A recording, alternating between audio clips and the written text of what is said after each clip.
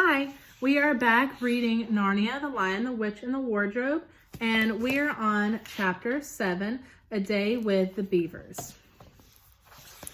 While the two boys were whispering behind, both the girls suddenly cried, "Oh!" and stopped. "The robin," cried Lucy. "The robin! It's flown away." And so it had, right out of sight. "And now what are we to do?" said Edmund, giving Peter a look which was as much to say, "What did I tell you?" "Shh, look," said Susan. "What?" said Peter. "There's something moving among the trees over there to the left." They all stared as hard as they could, and no one felt very comfortable. "There it goes again," said Susan presently. "I saw it that time too," said Peter. "It's still there. It's just gone behind that big tree." "What is it?" asked Lucy, trying very hard not to sound nervous. "Whatever it is," said Peter, "it's dodging us. It's something that doesn't want to be seen." "Let's go home," said Susan. And then, though nobody said it out loud, everyone suddenly realized the same fact that Edmund had whispered to Peter at the end of the very last chapter. They were all lost. "What's it like?" said Susie. It's kind of an animal," said Susan. And then, "Look, quick, there it is." They all saw it this time, a whiskered, furry face which had looked out at them from behind a tree, but this time it didn't immediately draw back. Instead, the animal put its paw against its mouth just as humans put their finger on their lips when they are signaling for you to be quiet. Then it disappeared again. The children all stood holding their breath. So there's the beaver behind the tree. A moment later, the stranger came out from behind the tree, glanced all around as if it were afraid someone was watching, and said, "Hush," and made signs to them to join it in the thicker part of the wood where it was standing, and then once more it disappeared. "I know what it is," said Peter. "It's a beaver. I saw the tail." "It wants us to go to it," said Susan, "and it's warning us not to make a noise." "I know," said Peter. "The question is, are we to go to it or not? What do you think, Lou?" "I think it's a nice beaver," said Lucy. "But how do we know?" said Edmund. "Shan't we have to risk it?" said Susan. "I mean, it's no good just standing here, and I feel like I want some dinner." At this moment, the beaver again popped its head out from behind the tree and beckoned earnestly to them. "Come on," said Peter. "Let's give it a try. All keep close together. We ought to be a big match for one beaver if it turns out to be an enemy." So the children all got close together and walked up to the tree and in behind it, and there, sure enough, they found the beaver. But it still drew back, saying to them in a hoarse, throaty whisper, "Further in, come further in, right in here. We're not safe in the open."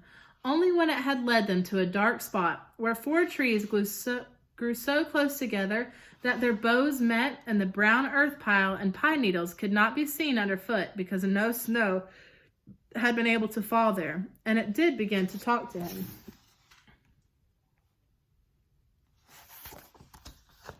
"Are you the sons of Adam and the daughters of Eve?" it said.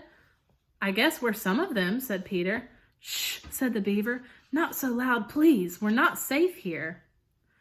"Why, who are you so afraid of?" said Peter. "There's no one here but us." "There are the trees," said the beaver. "They're always listening. Most of them are on our side, but there are trees that would betray us to her. You know who I mean." And it nodded its head several times. "If it comes to talking about sides," said Edmund, "how do we know you're our friend?" "Not meaning to be rude, Mr. Beaver," added Peter, "but you see, we're strangers." Quite right," said the beaver. "Here is my token." With these words, it held up to them a little white object. They all looked at it in surprise, till suddenly Lucy said, "Oh, of course, it's my handkerchief, the one I gave to poor Mr. Tumnus." "That's right," said the beaver. "Poor fellow, he got wind of the arrest before it actually happened, and handed this over to me. If he said that anything happened to him, I must meet you here and take you on to—" Here the beaver's voice sank into silence, and it gave one or two mysterious nods. Then, signaling to the children to stand as close around to it as they possibly could, so that their faces were actually tickled by its whiskers, it added in a low whisper, "They say Aslan is on the move, perhaps has already landed." And now a very curious thing happened. None of the children knew who Aslan was, any more than you do, but the very moment the beaver had spoken these words, everyone felt quite different. Perhaps it has sometimes happened to you in a dream that someone says something which you don't understand, but in the dream it feels as if it had some enormous meaning, either a terrifying one which turns the whole dream into a nightmare, or else a lovely meaning, too lovely to put into words, which makes the whole dream so beautiful that you remember it all your life and are always wishing that you could get into that dream again. It was like that now. At the name of Aslan, each one of the children felt something jump in its insides. Edmund felt a sensation of mysterious horror. Peter felt suddenly brave and adventurous. Susan felt as if some delicious smell or some delightful strain of music had just floated by her. And Lucy got the feeling you have when you wake up in the morning and realize that it's the beginning of a vacation or the beginning of the summer. "And what about Mr. Tumnus?" said Lucy. "Where is he?" "Shh," said the beaver. "Not here. I must bring you to where we can have a real talk and also some dinner." No one except Edmund felt any difficulty about trusting the beaver now, and everyone, including Edmund, was very glad to hear the word dinner. They therefore all hurried along behind their new friend, who led them at a surprisingly quick pace, and always in the thickest part of the forest, for over an hour. Everyone was feeling very tired and very hungry when suddenly the trees began to get thinner in front of them and the ground fall steeply downhill. A minute later they came out under the open sky, the sun was still shining, and found themselves looking down on a very fine sight. They were standing on the edge of a steep, narrow valley at the bottom of which ran, at least would have been a river, but it was frozen. Just below them, a beaver's dam had been built across this river, and which they saw it, everyone suddenly, and remembered that, of course, beavers are always making their dams, and felt quite sure that Mr. Beaver had made this one. They also noticed that he now had a sort of modest expression on his face, the sort of look people have when you are visiting a garden they've made or reading a story that they've written. So it was only common politeness when Susan said, "What a lovely house!" And Mr. Beaver didn't say hush this time like the rest, but he said, merely a trifle, it isn't even finished yet."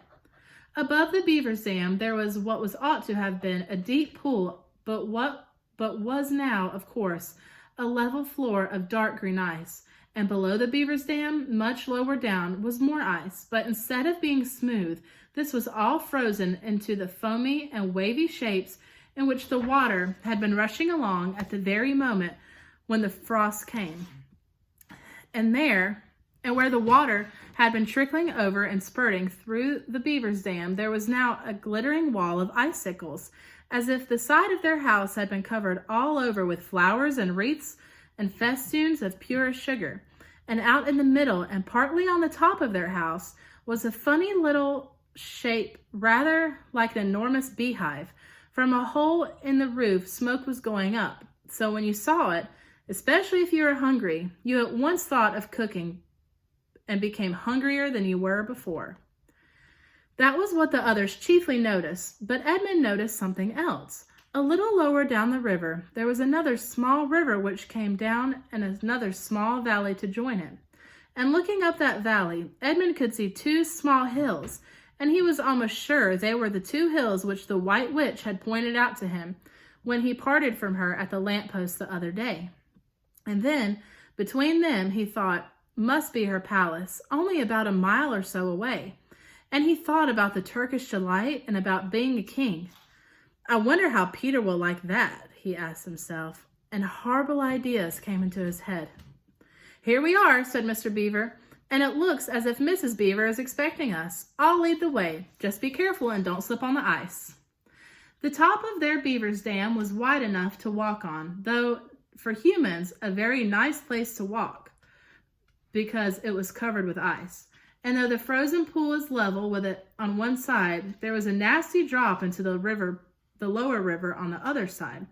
Along this route, Mr. Beaver led them in a single file right out to the middle, where they could look at the long way up the river and the long way down the river.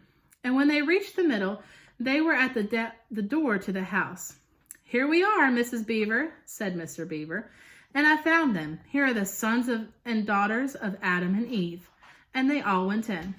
The first thing Lucy noticed as she went in was a burring sound, and the first thing she saw was a kind-looking old Mrs. Beaver sitting in the corner with thread in her mouth, working busily at her sewing machine.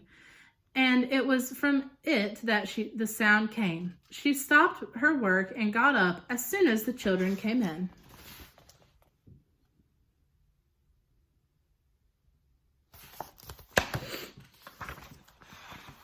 "So you've come at last," she said, holding out both her wrinkled old paws. "At last, to think ever I should live to see this day. The potatoes are on boiling and the kettle's singing, and I dare say, Mr. Beaver, if you'll please get us some fish."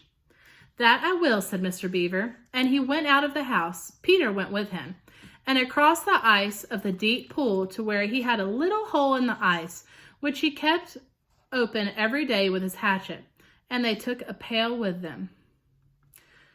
Mr. Beaver sat down quietly at the edge of the hole. He didn't seem to mind it being a little chilly.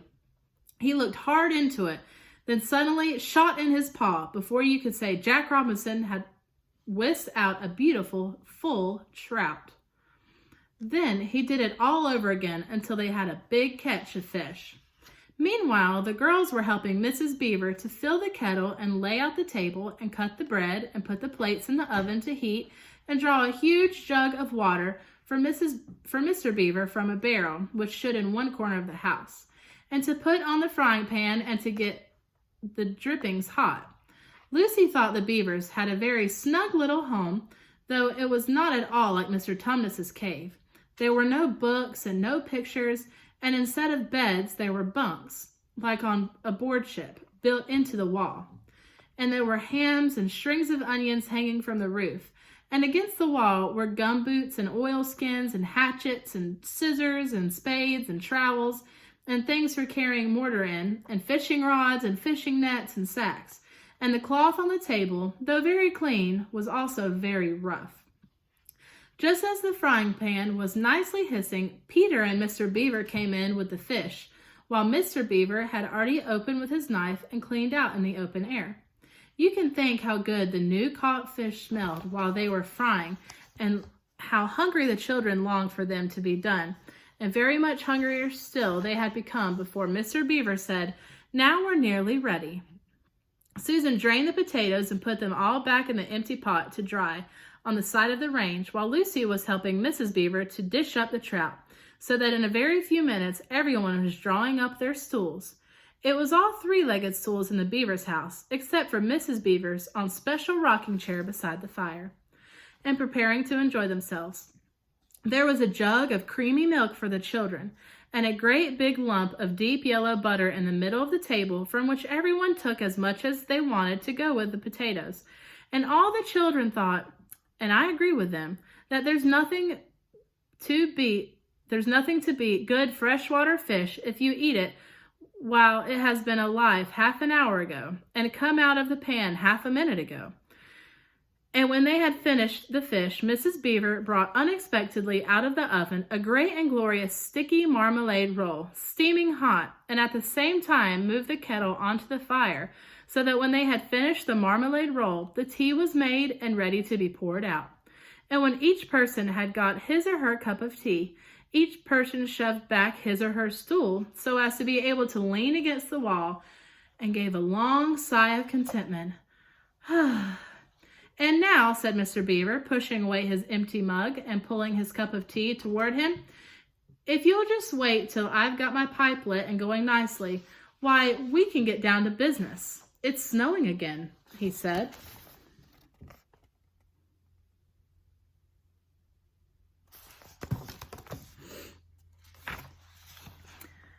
Cocking his eye at the window, "That's all better, because it means we shouldn't have any visitors.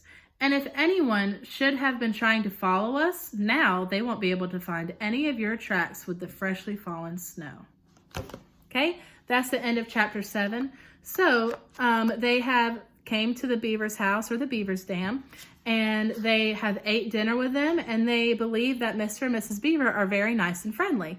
So I want you to think about Mr. Beaver seems very secretive and wants them to be quiet, and they were very sneakily walking through the woods. So I want you to think about what do you think Mr. Beaver is going to tell them? Because it seemed like he had something really important that he wanted to tell them, but couldn't tell them it until they got to their house. So I want you to think about what do you think Mr. Beaver is going to tell the kids? And why are they being called the sons of Adam and the daughters of Eve? Because we haven't found that out yet either. So think about that, and chapter 8 will be up next. Thanks.